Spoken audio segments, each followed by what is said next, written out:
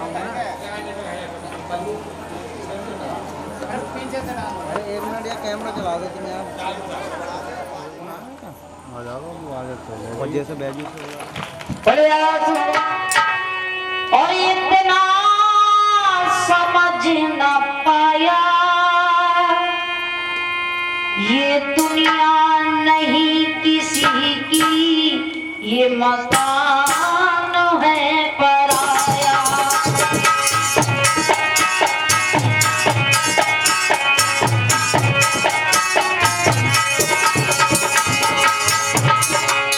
मेरे भाई इस संसार में दुनिया में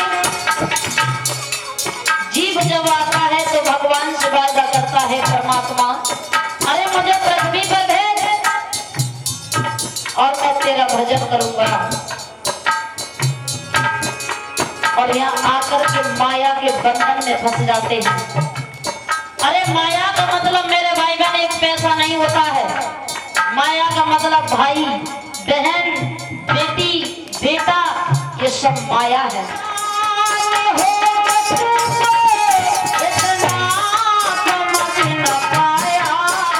ये दुनिया नहीं किसी की, ये मकान है पराया।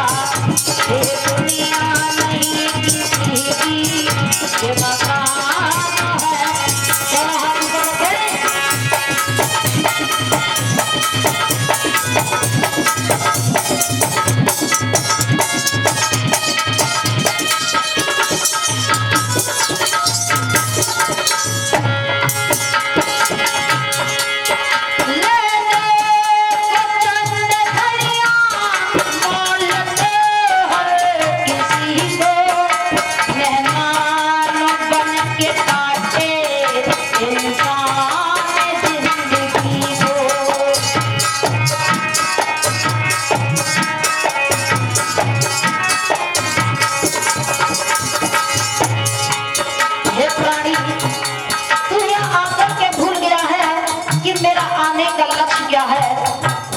मेरा लक्ष्य आकर के मुझे कैसे निभाना है।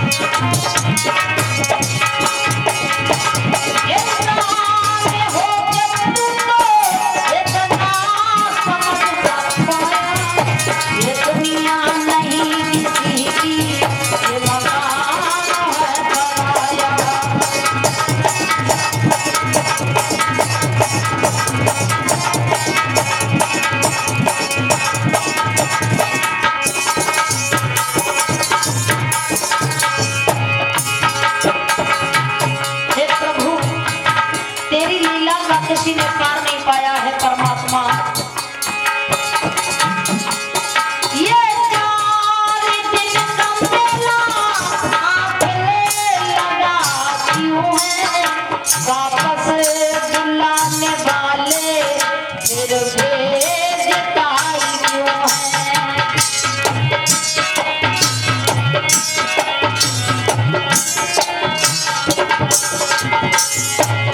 प्रभु इस संसार में तू भेजता है जीव के लिए।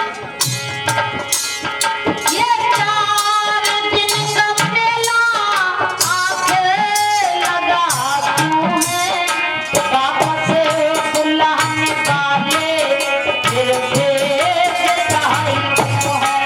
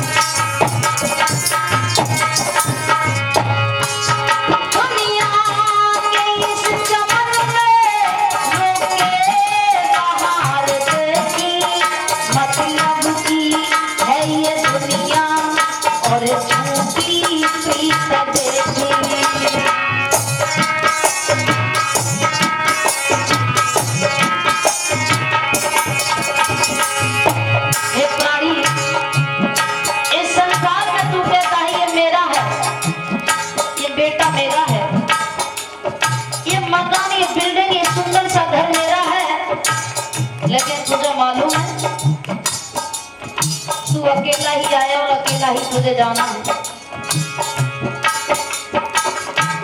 मेरा मेरा करके पूरी जिंदगी निकल जाती है, लेकिन फिर भी ये तेरा कुछ नहीं होता है। कहता है ये जमीन मेरी, ये जायदाद मेरी। अरे जिस वक्त बच्चे का जन्म होता है उस वक्त को याद करो, जब माँ के गर्भ से आते हो तो कौन सी कंडीशन में आते हो।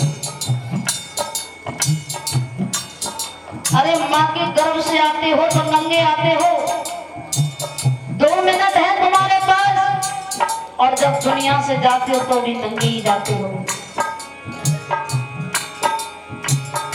नहीं होती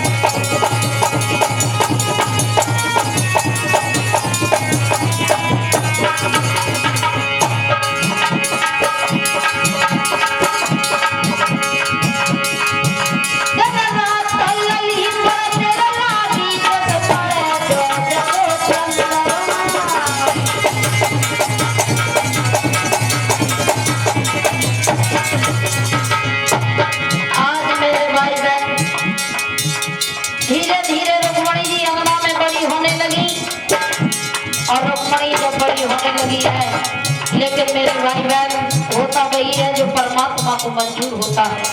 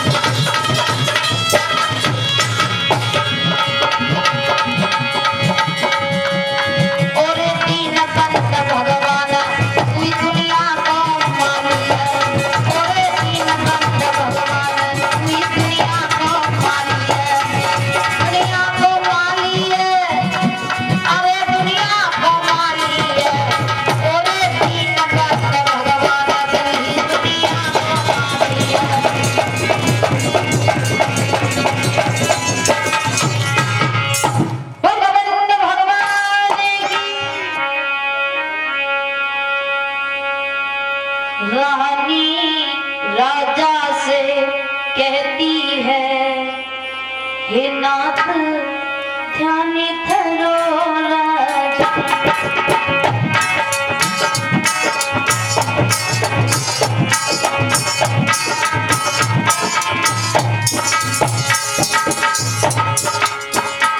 रानी राजा से कहती है थोड़ा और ध्यानी धरो राजा।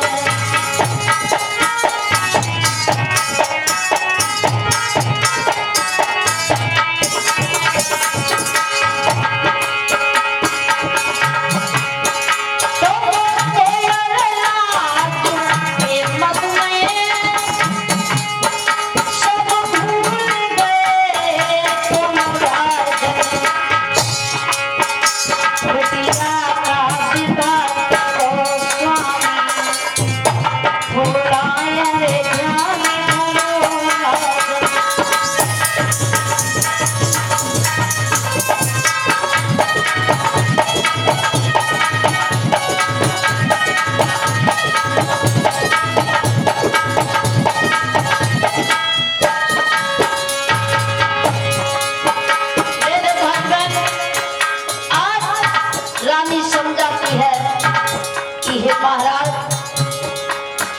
स्वयं सा परिधूलो स्वामी विद्या का विभाग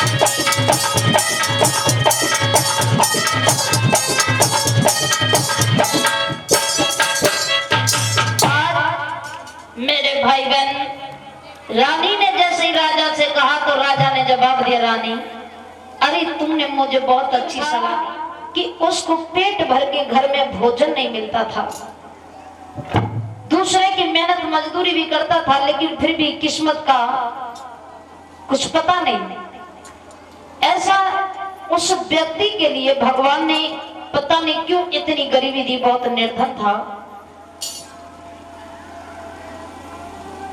वो लोगों से राम राम किया करता था, तो लोग उसकी गरीबी को देख करके राम राम लेना पसंद नहीं करते थे। जब राम राम लेना पसंद नहीं करते थे उस व्यक्ति को, अब वो व्यक्ति बहुत दुखी होने लगा मन में, हे परमात्मा तूने मुझे इतना क्यों निर्धन बना दिया, ये कैसी दुनिया है। अरे मैं इन लोगों से राम राम करता हूं लेकिन मेरी कोई राम राम लेना पसंद नहीं करता। सो अचानक ऐसा हुआ कि भगवान की कृपा से उस व्यक्ति को कहीं से धन प्राप्त हो गया। अब अचानक उसे धन मिला और इतना धन मिला कि उसके बराबर पूरे गांव में पैसे वाला कोई व्यक्ति नहीं रहा। फिर वो इतना धनवान बन गया। अब लोग आपस में है कि तुमसे कोई राम राम करता है तो तुम राम राम नहीं देते किसी की।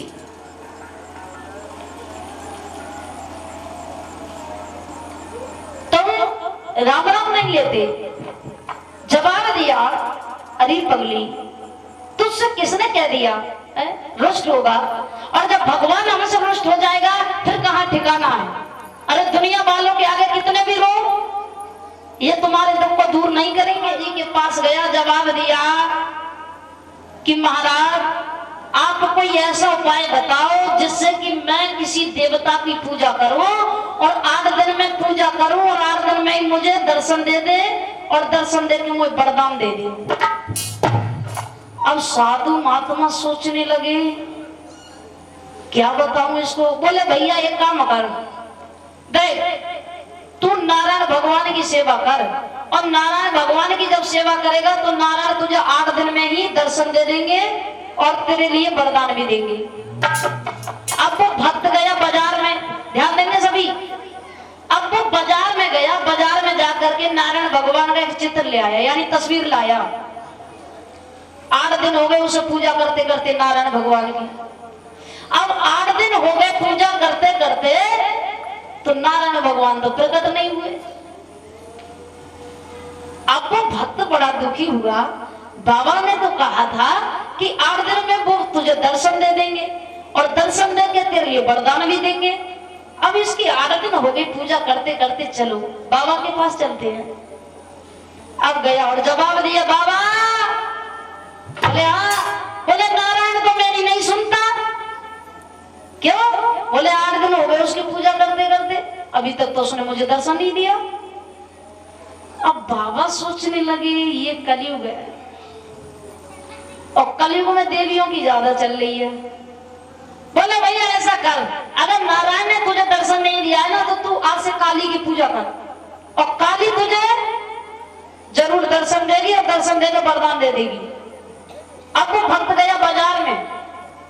अब बाजार से जाकर के काली माँ का चित्र लाया, तस्वीर ले आया और काली माँ की तस्वीर ला करके उसने वहां पर रख दी चौकी के बराबर। अब वहां से नारायण भगवान का चित्र हटा दिया। क्या उसने सोच लिया इसने तो मुझे दर्शन नहीं दिया। अब उसने वो ऊपर लटका दिया खूंटी पे नारायण भगवान का चित्र और चौकी पर रख दिया मां काली का। अब वो भक्त ने चौकी पे रख दिया, धूप लगावे, जोत जलावे, आसन लगा करके बैठ जाए और पाठ भी किया करता था मां काली का। 2-4 दिन बीत गए और 2-4 दिन बीत गए। अब फिर 5वां दिन जब आया तो उस भक्त ने फिर धूप लगाई, जोत जलाई, आसन लगा के बैठ गए। तो संयोग से थोड़ी सी हवा चली और जब हवा चली तो धूपबत्ती का धुआं जो था वो नारायण भगवान की तस्वीर की तरफ जा रहा था।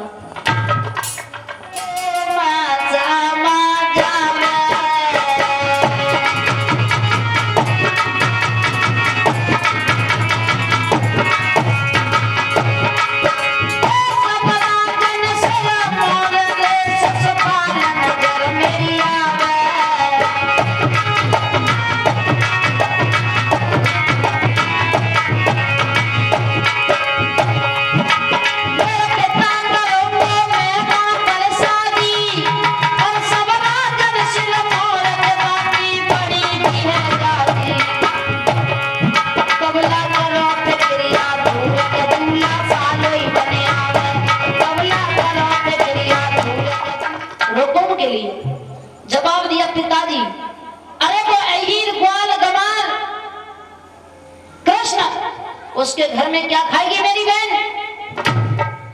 क्या खाएगी? अरे रात और दिन गौओं के पीछे घूमता था, पेट भर के माखन नहीं मिलता, चोरी कर करके अपना पेट भरता था। अरे मेरी बहन दुल्हन बन करके जाएगी तो उसके घर में क्या खाएगी? और तुम्हें मालूम नहीं है पिताजी, चंदेरी का राजा सुषपाल जो मेरा साला है, इतना बड़ा पैसे वाला है, मेरी बहन जब दुल्हन बन करके जाएगी तो रानी बन के रहेगी और इतनी दासियां लगा देगा, कोई सर दावे, कोई पाए दावे, कोई दे दावे और दासी को दावे की जगह ना मिले तो दासी कोई दावे,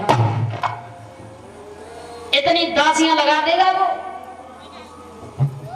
जैसे कहा कि इतनी दासियां लगा देगा, भीष्मक ने जवाब दिया, बेटा तुम लगी, अरे सुनिए तिबर हमारे शादी करके लाइए, कोई जगह जीते तलवार। जवाब दिया, तुम्हारी आंखों में मुझे प्रतीत हो रहा है रुक्मणी एक और दूल्हा 2 है। जवाब दिया, भाभी इसीलिए तो 8 दिन पहले बारात ले जा रहा हूँ कुंदनपुर को, कहीं वो कृष्ण आकर के रुक्मणी को ना ले जाए। आज भाभी ने जैसे आंखों में काजल लगाया और काजल लगा करके माताओं वरना गाने लगी सभी, तो ताली बजा करके बोलेंगी,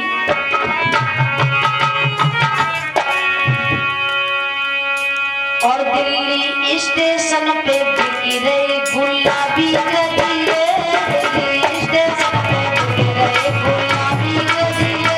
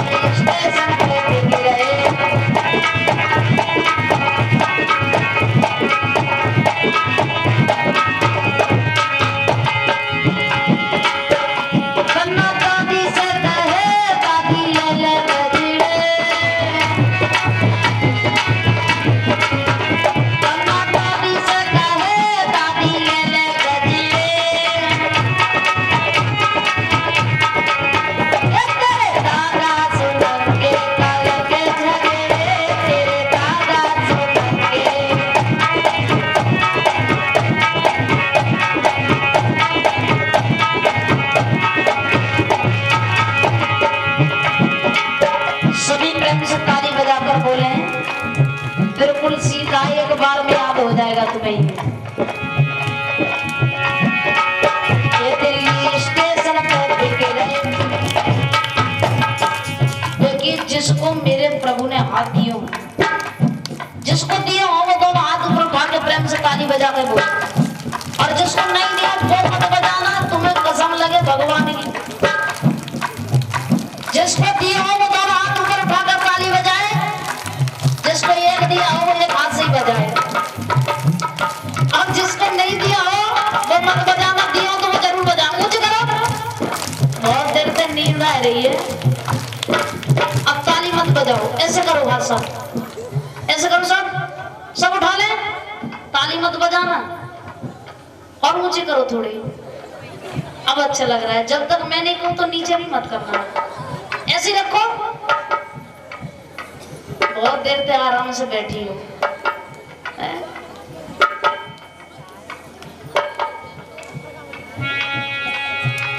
अब कैसा लग रहा? दर्द हो रहा हाथ में? ना हमारे नहीं हो रहा है। दोनों हाथ ऐसे करो। अगर तुम गावी ईमानदारी से कितनी देर गाती हो, अगर हम थक जाए तब कहियो। अब जब बात जे हमें जेब बजाना है,